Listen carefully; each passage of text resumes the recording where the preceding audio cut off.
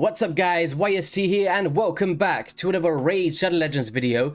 And today we're going to be doing a showcase on the ultimate Deathknight.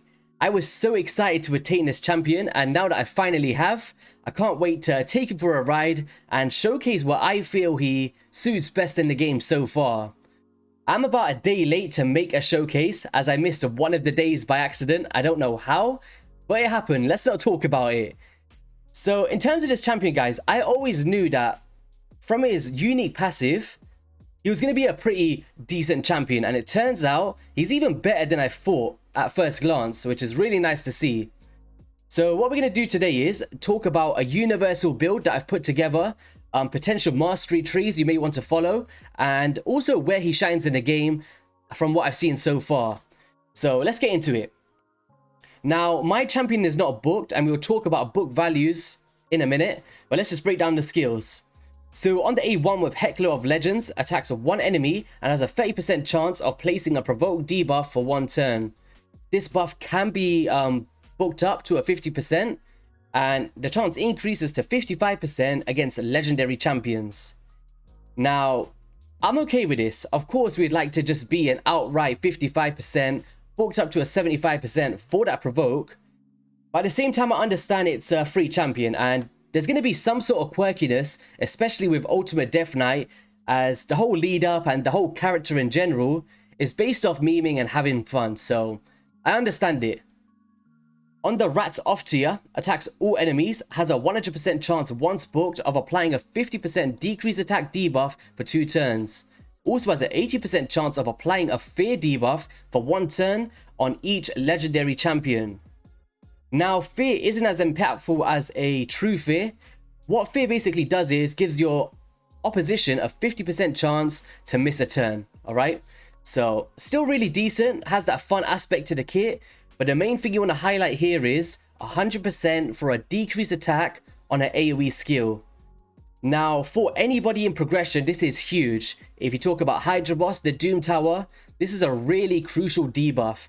So, I'm happy with this A2, but just remember, there is some other champions like Deathknight, who's an epic, that can fulfill this role for you if that's what you're after, and you want to save on legendary skill tomes. As you all know, it's really hard to attain them. But 80% chance, still really solid without books, and hopefully today we can showcase how consistent that can be for you if you don't have the books for this. On Get Comfy, everyone places a shield buff and a 15% continuous heal buff on all allies for 2 turns. The value of the shield is proportionate to this champion's defense. Now, there was speculation of, is this going to be as big as a Helicath? Will this be as big as a Valkyrie or something like that? The truth is it's not, but it's still a relatively nice skill because we do have this continuous heal in the same ability, and I think for progression, continuous heal is huge in allowing you to survive. But yeah, I wish the shield was a little bit bigger, but of course I still understand this is a free champion just from logging in for 7 days. Now the champion starts to come like A tier for me because of this passive alone, with Too Awesome to Die. Whenever an ally is attacked, has a 100% chance of completely blocking 1 hit. Decreases the incoming damage to 0, and this champion will eat up that damage instead. The chance decreases to 50% if the attacker is a boss, and does not work if the attack on the ally was an AoE attack. Whenever an enemy is healed, heals this champion by 20% of the heal.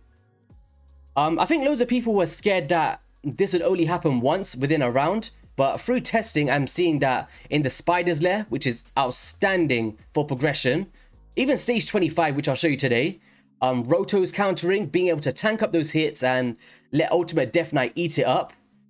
And also something that's in this kit that wasn't written is it actually eats up the debuffs as well. So if you wasn't aware, let's just say hypothetically, you're in the Spider's Den. One of your champions that's being attacked is supposed to get poison debuffs.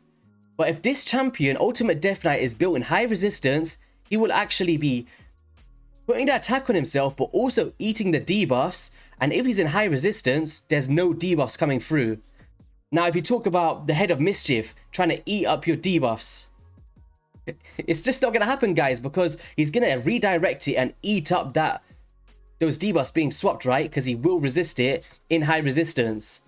Just so many cases where this is a remarkable skill. And as I said, Rotos, the first hit on a Mortu Macab, he doesn't work on 2 of them. The passive is up there. Like, it's really, really up there, and I love it. So for me, this champion is a ultimate progression champion. If you get him at the start of the game, and he'll really carry you. But they also put it in a way where endgame people can still have fun with this, and he's really impactful. I believe Scratch said he's in his top 15 for Hydra Boss in the game, and that's a big compliment in itself for a free champion.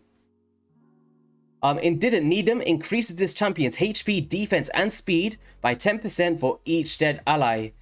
Now, once again, if you talk about faction wars or just progression, or maybe some solo builds in some dungeons, you can really make full use of this. Now, if 4 champions are hypothetically dead, you're then getting 40% speed, right? You're getting so much more defense. It's crazy. Like, it's a decent passive. Obviously, it's fun. It's not going to be impactful in a big bunch of places, but I do see some scenarios where losing a champion, you get some benefit for that. Increases ally defense in battles by 30%. All battles. This is huge, guys. 30% is impactful for sure. And if this was narrowed down to one specific area, I wouldn't be as much of a fan, but as it stands, 30% in all battles is huge. Now, one thing I don't think any content creator has really spoken about, I'm not sure how, trying to think of the right word here, how useful it will be. But one thing that sprung to mind for me was stun targeting in the clan boss. And if you think about the champions that's always being targeted because they're your nukers maybe, he might be able to eat that up, right? Because of those single target attacks. I really like this. It does say that the chance is mitigated to 50% if the attacker is a boss. But I still think maybe in some Helicraft teams in budget variations, being able to eat up those stun hits, get it redirected to him, could really work out cool in some scenarios. Now, in terms of the gear set that I've chose to use, now I've just tried to optimize HP percent, defense percent, and just mainly stats over sets in this case. But you can use things like frost sets to kind of redirect the freeze, which I've seen a cool video from Soda Dragon Gaming. Make sure you guys go check it out. But yeah, this is more of just a universal build that you can take your ultimate Deathknight into a vast majority of places and he's going to be performing for you. So I like to, you know, trying to target different player bases here. So in this build, we've got a blend of resistance, speed, and accuracy everywhere, as you see. We've got defense percent on the gloves, defense percent on the chest plate, and defense percent on the boots. Now here, I'm going to be switching this up for the Hydra boss when I'm showcasing that. But if you don't care about AoE decrease attack, right? Put a banner on with resistance, all right? Because the more resistance you have on this champion, you're really going to see the benefit from this, especially in that Hydra boss when you're redirecting the stealing of the boss from the Head of Mischief. Of course, he also has that provoke to coincide with other provoke champions to keep the Head of Decay under control, so he doesn't go out of proportion and mess up your run with all the cleanses. We've then got HP, mainly because of accuracy and resistance in a nice double rows there. Traditionally, I'd like to go defense percent here. And then defense on the ring with defense percent on the substats. Overall stats here, we've gone for 56k HP, 5.9k defense, 210 speed. I will be upping this up a little bit for the Hydra boss. Crit rate and crit damage we're not caring about in this build. 98%, or sorry, 286 resistance, but just add another 100 on top of that once I do the re-gearing process. So let's just say 400. And a 254 accuracy, so we can take him around the board and try and land that decrease attack debuff. Masteries, we have gone for the... Okay, so there's 2 trees. I would say there's 2 trees you could do on Ultimate Deathknight. Now, one will be the defense tree heading down to Bulwark and Speedless Defender, trying to mitigate damage for your allies to make sure that he's helping you survive in arena scenarios. And that's kind of where this build comes from for me. Support tree, we're going for accuracy, heading down to the lasting gifts to try and extend the duration of those shields, and also trying to extend the duration of those decreased attack debuffs. Now, if you did want to change this, I'll just... Do I change it now? Alright, do you know what? We're going to change it now. So I've showcased this one, but just bear in mind I'm just changing this up. So we're gonna switch it up so you can see both in one go. So this is kind of the trees I like to follow with specific champions. Oh, I was supposed to go Evil Eye there, but it's all good. And let me just move this out of the way. And from here, you can go like a crit rate. We can go for crit damage. We're going to go for the life drinkers, trying to heal from some damage there. And then we're just going to try and inflict some max HP damage and head down to War Master to deal damage to bosses. All right. So this is kind of another tree I would potentially follow. So that is the gear, the masteries, and everything I know so far about Ultimate Deathknight anyway. Let us know in the comment section what other gear sets you really recommend players through your personal testings. And I'll be looking out for that myself because this is a new champion. People are still getting to know him. And I didn't want to put like a stone skin set on him, like a 6-piece, which I think will be really, really good on an Ultimate Deathknight for Arena and Spider. But yeah, I'm not going to showcase the stone skin sets today. Maybe in a separate video. So let's go where I feel like he's going to shine. Now, I'm going to go straight into the Spider's Den because for me, this blew me away of how this works. And it really allows us to showcase his passive. So this is stage 25. You don't need 2 cold hearts. You just need a burn champion, 2 turn meter reduction champions, preferably cold hearts, and a reset and renegade to get through those cold heart abilities more efficiently. Now, I want you guys to pay real close attention to how much of the damage Ultimate Deathknight is eating up here. So there's those decreased attack debuffs. Of course, it's not 100%. Now, watch this. Everybody's going to be attacking our Renegade, but he's too awesome to let them die, and he is eating up all of those abilities. Now, because we do have resistance on him, he's deterring the poison that would have went on my Renegade, who's practically naked in gear, and he's resisting them for her. Right? And this goes on for the entirety of the run, as long as Ultimate Deathknight's alive. So if you guys are struggling in CCing the spiders, you're always dying, here is a really fun composition to speed farm the Spiders 25 dungeon. And look at his animation. He's just running with his sword. Yeah, not the fastest in the world, but under 50 seconds, because of Ultimate Deathknight, is amazing. That passive there kept our Renegade alive and allowed us to complete this run without a problem. But as I said, AoE attack's not going to be as sufficient, but we don't need that because we've got the turn meter control from our other champions. We're going to go to stage 20 because obviously I feel like it's a progression champion. And I've taken the gear off my OG Deathknight to show how we can allow the Hordens to attack our Deathknight, our normal one, and he's going to use Too Awesome to Die to keep him alive in this run. So hopefully we can get a little hit here from our OG Deathknight. So they come and attack him, hopefully.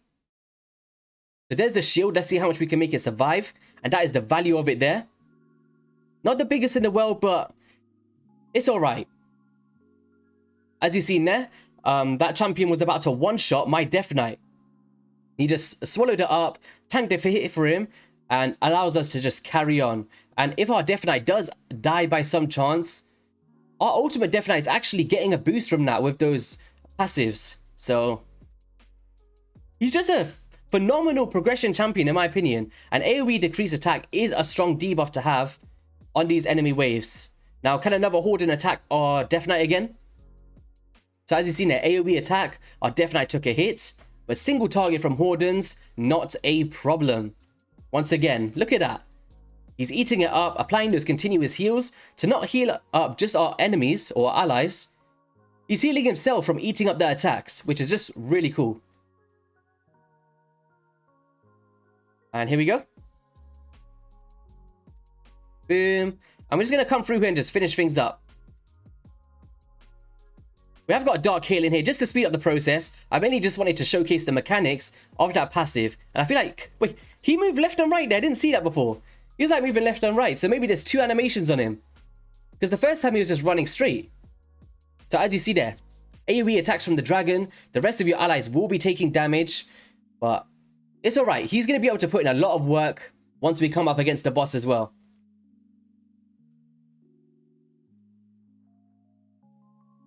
There we go. Rats off to you. I love the way that Mr. Nils runs out there as well. Really cool.